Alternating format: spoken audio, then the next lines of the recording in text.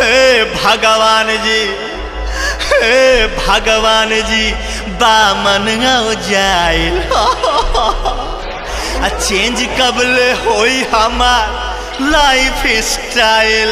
चला हे भगवान जी बामन हो जाइल चेंज कब होई हमर लाइफ स्टाइल। अरे दिने में सपना मत देखो भाई। हे भगवान जी बामन हो जाइल चेंज कब होई हमर लाइफ स्टाइल। ब्यूटीफुल बेबी है हाथ में मोबाइल। हेलो के बोला था?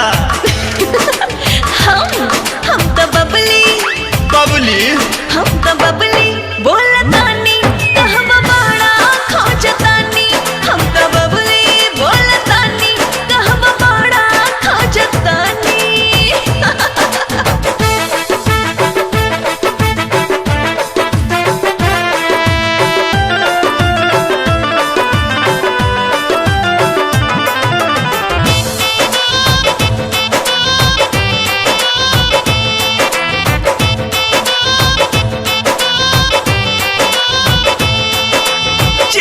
चिकनी गोरी बदनिया देखे में लगे स्मार्ट हो।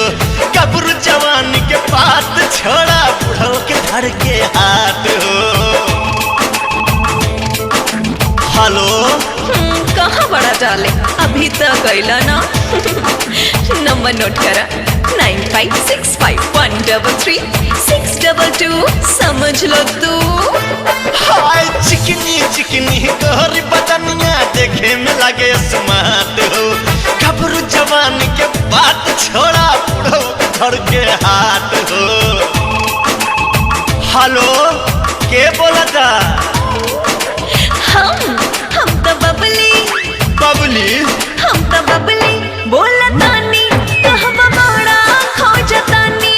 हम तो बबली बोलतानी कहवा बड़ा खोजतानी।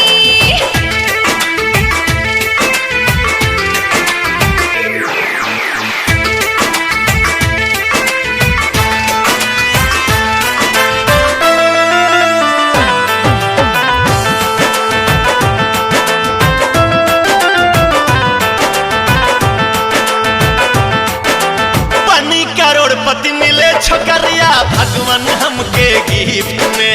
कमर पे हाथ लगा के वकरा आई जाई लेफ्ट में। हेलो अरे अब का भइल डार्लिंग? कब तक वेट कराइबा राजा? जवानी के डेट ता एक्सपायर होके वाला बा। बनी करोड़पति मिले छोकरिया भगवान हमके गिफ्ट में।